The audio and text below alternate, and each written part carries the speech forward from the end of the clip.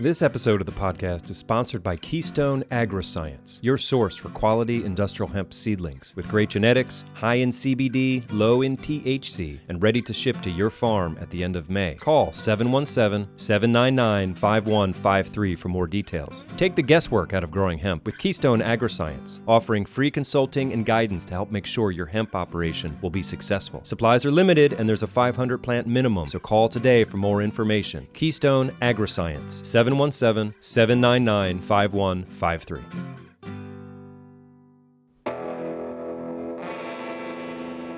Life is funny and full of unexpected twists and turns. Case in point, last week I was at the PASA conference in Lancaster, the Pennsylvania Association for Sustainable Agriculture. Every year they have a conference. There's workshops and lectures and a trade show.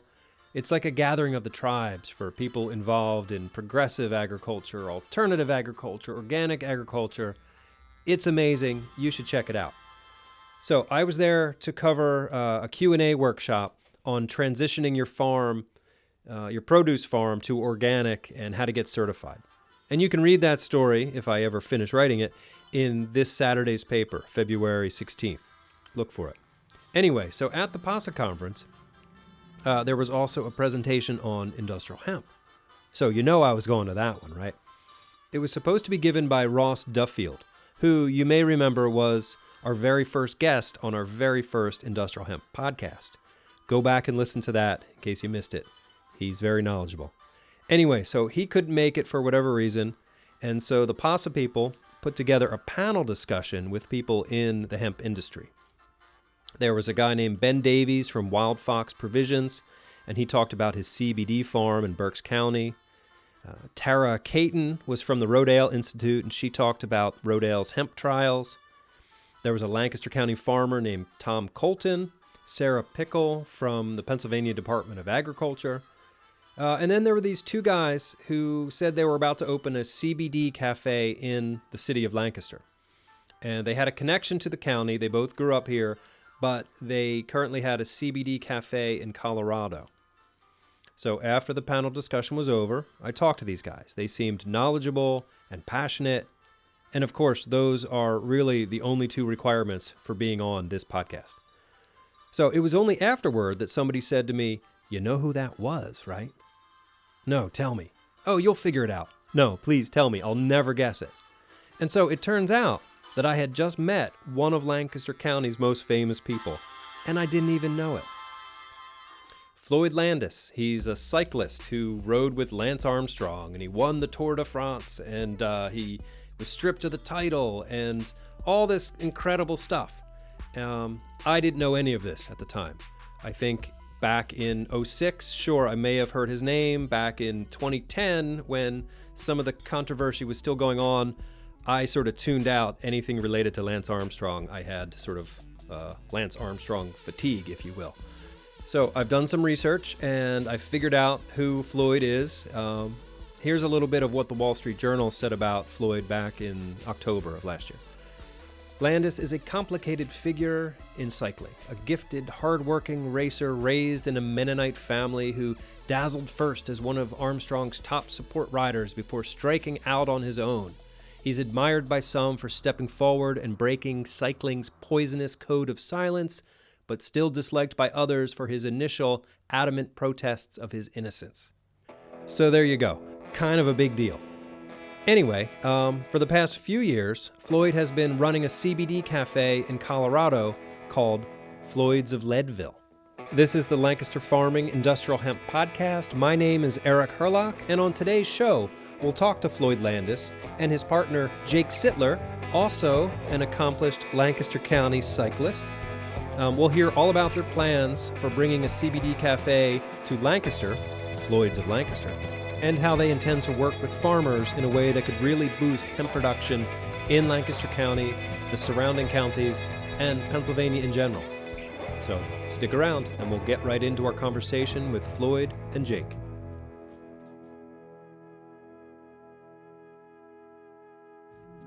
Hey listeners, if you're not a current subscriber to Lancaster Farming Newspaper, now's your chance. We have a special deal for you. Just go to lancasterfarming.com/podcast deal for a discounted offer on the #1 agricultural newspaper in the Mid-Atlantic region. So check it out, lancasterfarming.com/podcast deal. Okay, back to the show.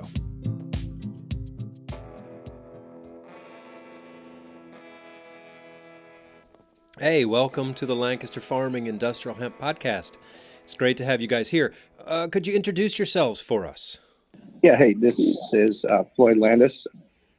I'm a Lancaster County native. Been living other places for a long, long time, and looking to start some business ventures in Lancaster County again. Okay, and Jake Sitler? Hi, my name is Jake Sitler, also Lancaster County native, Marietta, Pennsylvania. And I work within Floyd's of Leadville, and we're also looking to grow the presence here in Lancaster County.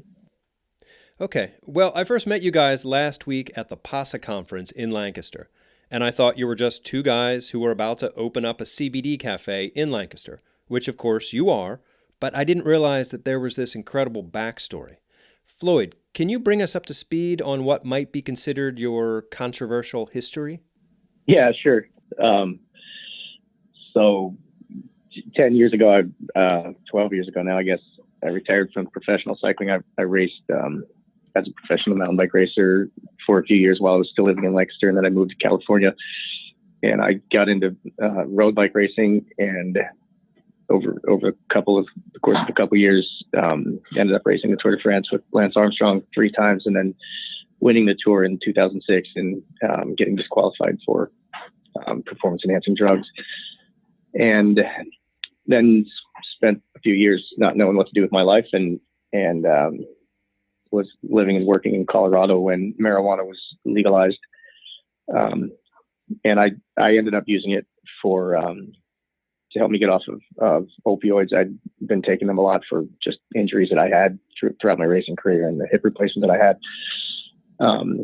And it benefited me a lot. And, before that, I didn't really think too much about the medical marijuana side of things. I always just thought it was kind of an end run around the law, but it does have tremendous health benefits. And so got into the licensed marijuana business in Colorado about 4 years ago.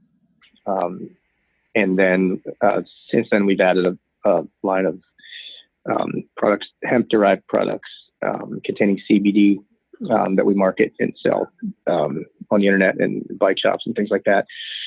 And that's really the main reason we're interested in Pennsylvania, because Pennsylvania, up until hemp was made illegal back in the 30s, hemp was a major part of the agricultural, lay of the land in Pennsylvania. And I think that it's going to end up getting back to that now that it's been legalized again. And so that's kind of the story about how we ended up on this podcast. Yeah, right. People are wondering, wait, cyclist, CBD?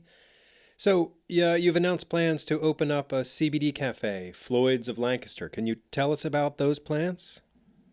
Yeah, this was kind of more Jake's idea than mine. I think I'll let him tell you about his ideas.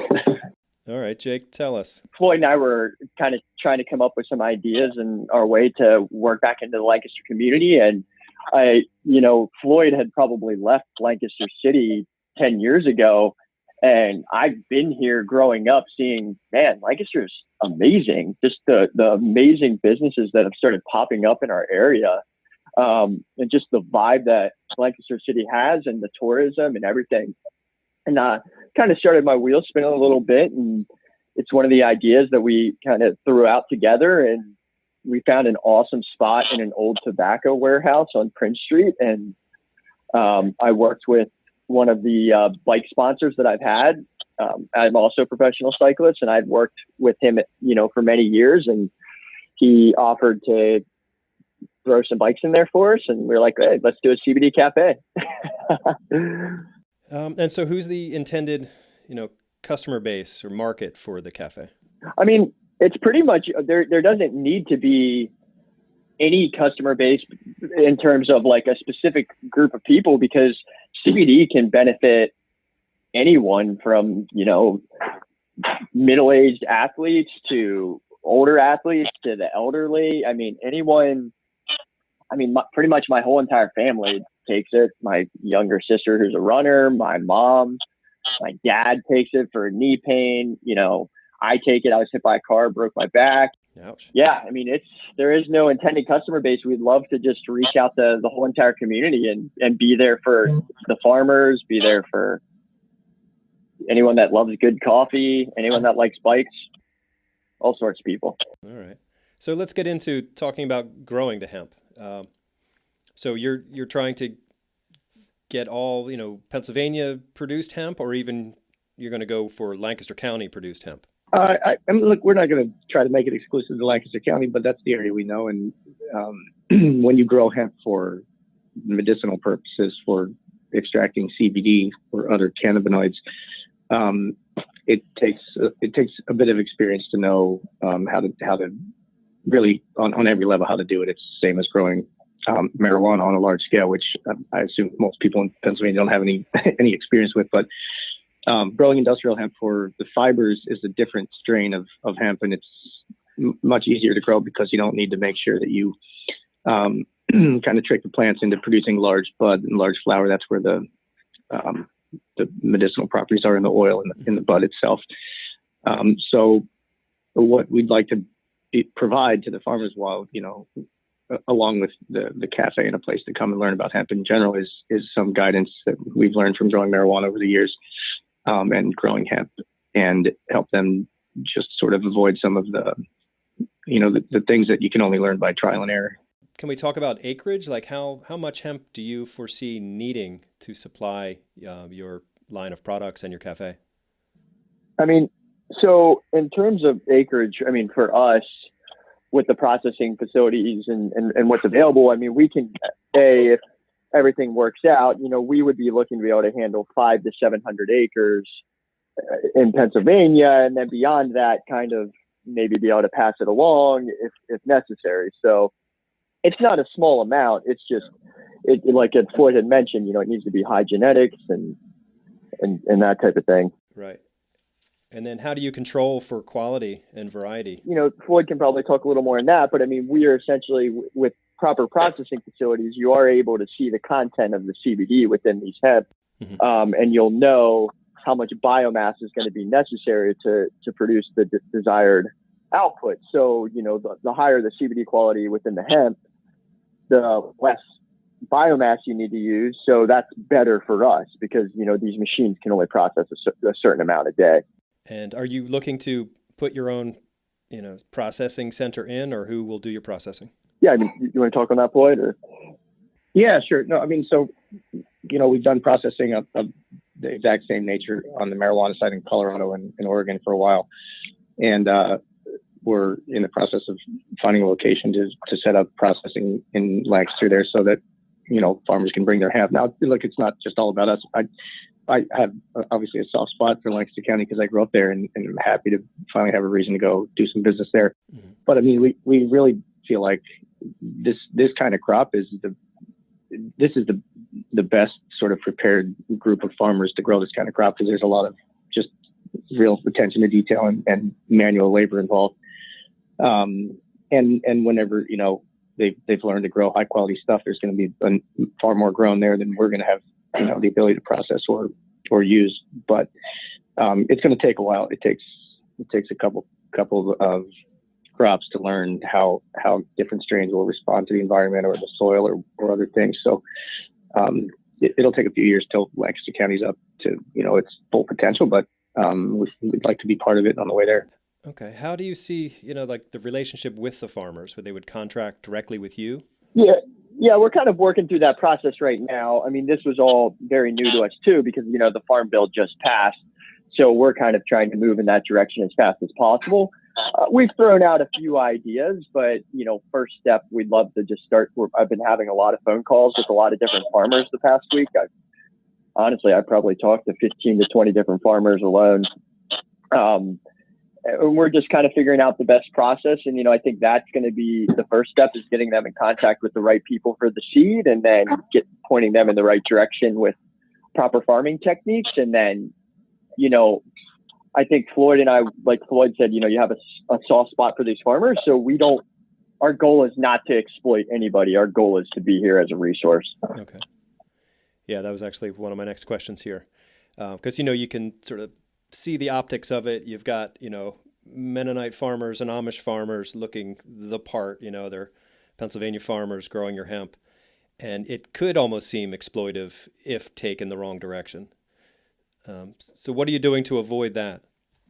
Yeah, I mean, so what's going to happen is you're going to have a group of people that are going to collectively get together, Amish and Mennonite farmers, because, whether it's transportation issues, whether it's access to information, whether it's access to seed, and that's fine. And we have, that's their prerogative, and there's nothing wrong with that whatsoever.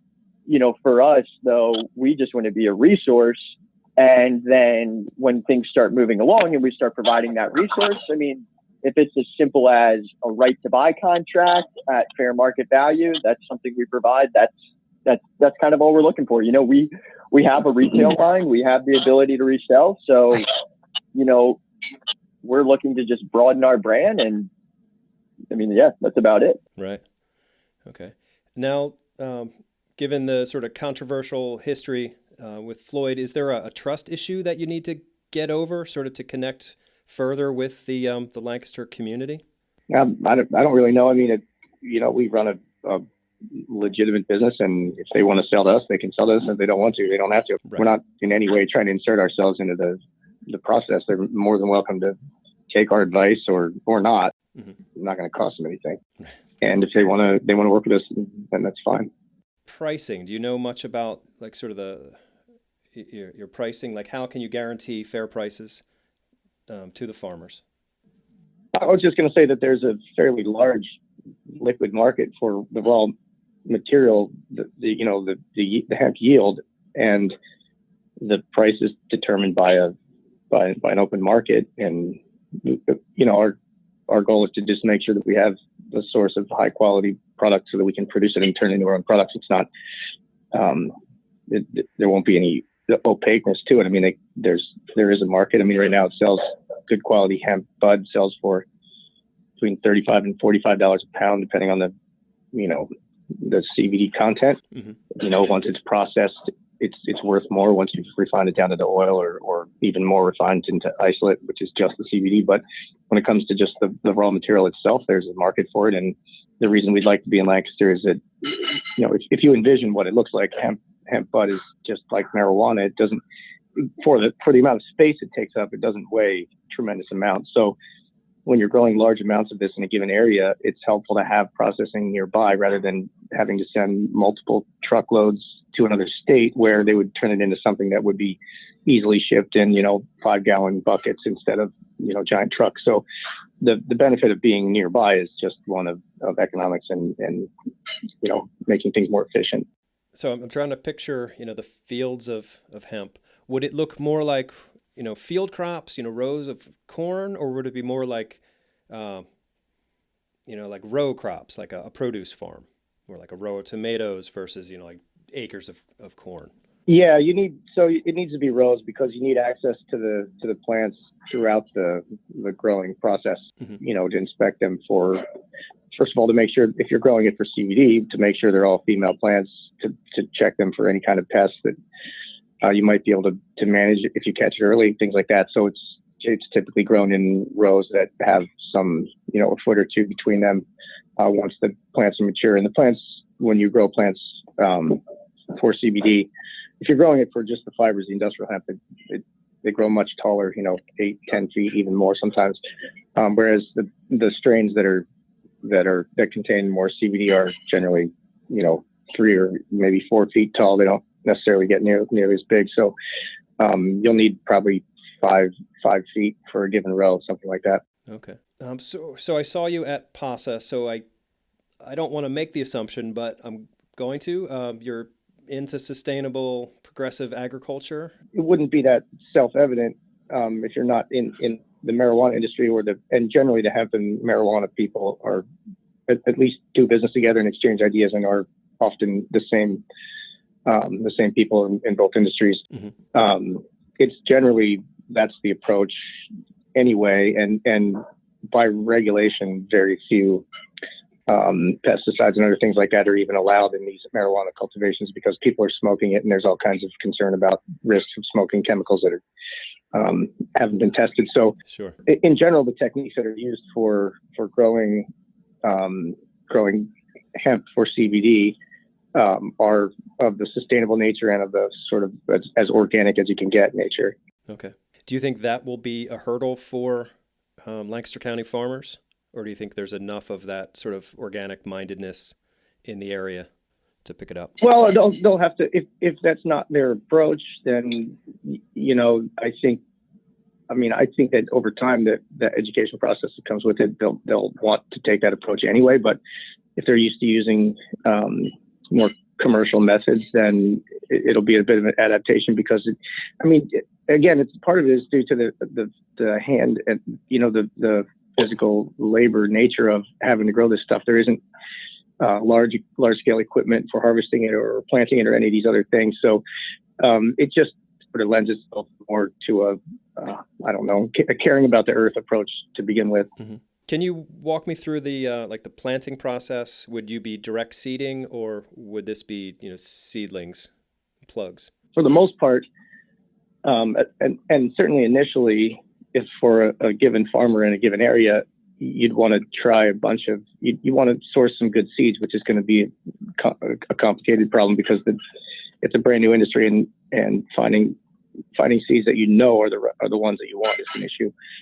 But ideally, you'd try a bunch of different variations and see which ones respond the best to that environment and your growing style, and then you would take clones from those and possibly grow male and female plants and make your own seeds. But initially, you wouldn't have a choice, right? You would start with seeds on the first crop, and then probably you'd move over to cloning, because once you start cloning, you're taking the exact makeup of the plant that's not just responds the best, but the plant that's within that specific strain, it also responds the best, and you can get greater yields that way. So the process, it won't be a situation where somebody can just plant 100 acres of this in year one. And in fact, I would advise against any such approach, because that doesn't work. It's right. More of there is some trial and error in a new area, no matter how much experience you have.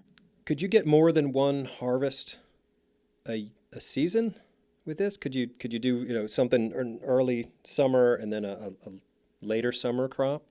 I'm not really sure if that would be a good idea. It takes about 3 months, depending on the strains. Mm-hmm. A couple weeks less or a couple weeks more for them to mature from when you plant them outside. And if you needed to take that 6-month window, you'd have some risk of adverse weather on the Sure. front and back side of that. So, I think initially the prudent thing to do would be to just grow one crop until you're very skilled at that, and then possibly try 2 in a smaller area and see if that works. Okay. And then during the season, what sort of maintenance or cultivation are we looking at? So it depends how automated you want to set up the watering and sort of the nutrient distribution system. But it's not that complicated to set up a small drip system with a tank where you can mix in what you need to Mm-hmm. Keep nitrogen and other levels where they need to be. But then you have just sort of daily checks on the plants to make sure that if some pests or other issues arise, that you can contain them or eliminate them. But there's a few months in the middle where it's not tremendously labor intensive. It's just a matter of making sure you're paying attention. Okay. And you would still need to get tested for THC levels by the state throughout the growing season? Yeah, I'm actually not sure what Pennsylvania's approach to that is going to be now that they have will have a larger pool of farmers to manage. Right. But typically in states that have been doing it for a while, they'll have a system where they'll spot check random farms or all of them if they have the resources once they get closer to maturity to make sure that the strains they're using are not going to be considered marijuana, in which case they end up having to be destroyed, that's another issue, right? You want to make sure you have the right seeds and the right strains, and until you've done it with those, it's sometimes hard to know because it's not like there's a single trustworthy place to get these seeds at the moment. So right now in Pennsylvania, there's, I guess it's House Bill 50 moving through. It's trying to legalize recreational marijuana. Would that help or hinder the CBD industry? I don't believe it'll have any effect on it. Those operate in sort of, parallel universes that don't really overlap, other than often the people that are involved in both industries overlap. But there's no states right now that allow marijuana licensed areas to also grow hemp. They have to be separated, and they wouldn't have any adverse impact on each other, except for places that were growing industrial hemp for the fibers where they're growing male and female plants, and you'd have the risk of pollination. Right. That pollination would affect marijuana or hemp, equally adversely.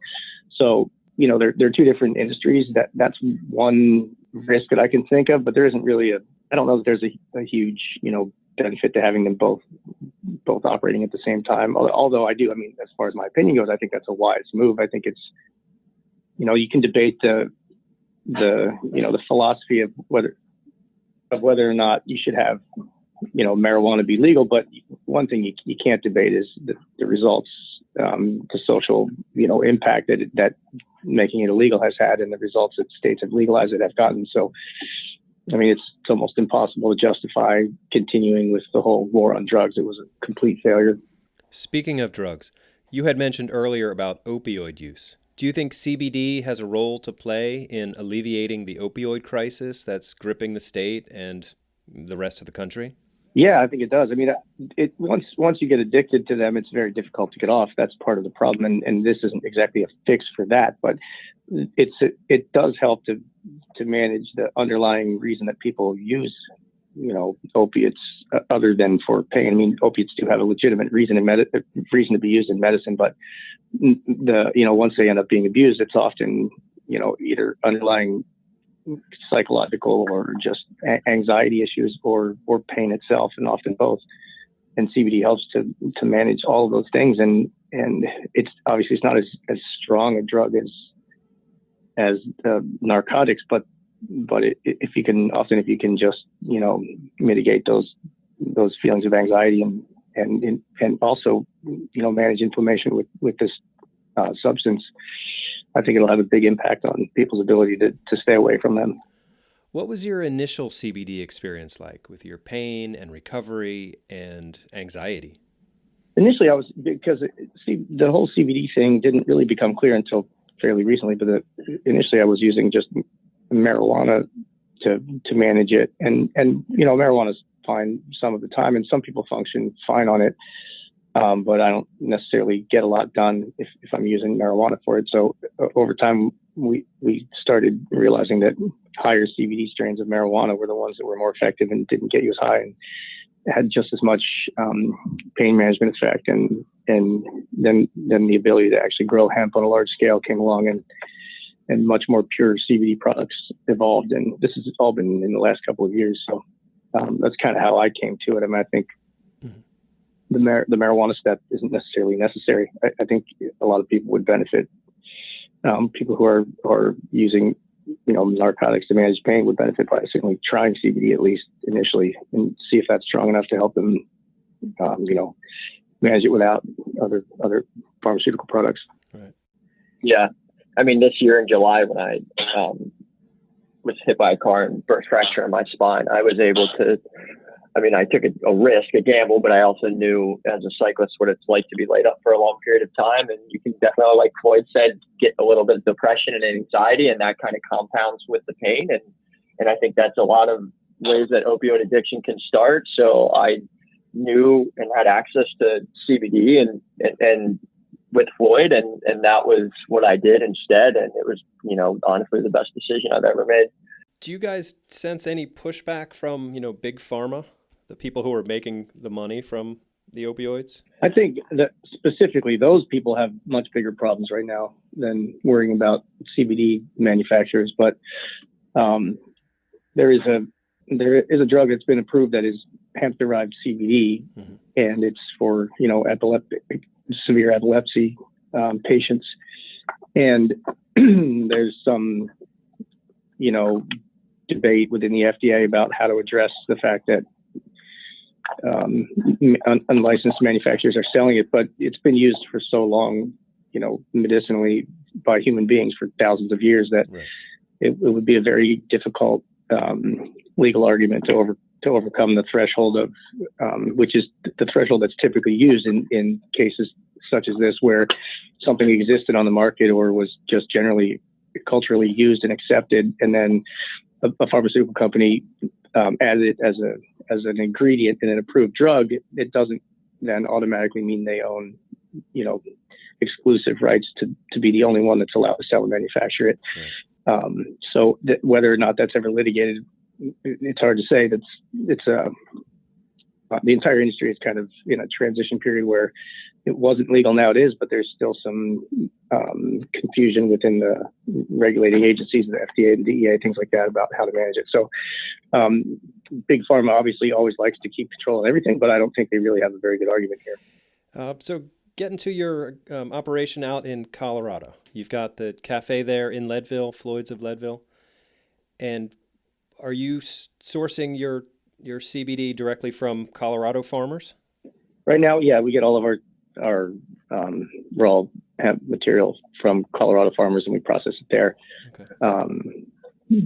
But frankly, that's not a great state to grow hemp. I mean, it really isn't the right climate. Okay. Pennsylvania is far more conducive to growing it without having to put in all the extra work, because the environment just it's more of a natural environment for the plant here. So the only reason that Colorado became a large grower of it was because it was one of 2 or 3 states that was allowing it at all. Right. That'll probably change over time now that, the East Coast and other states are going to allow it. Okay.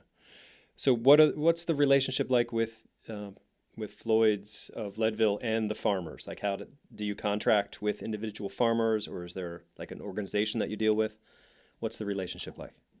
No, it's more just a friendly business relationship where we, over time, trust that they're going to provide products that or grow products that are high quality. And I mean, really the only way to learn this is to have these kind of relationships where you learn to know the people. I mean, it's a plant, right? And you're growing it, and you can only guess so much as to how well someone's going to be able to do it, or what their skill level is, until you see what the output is.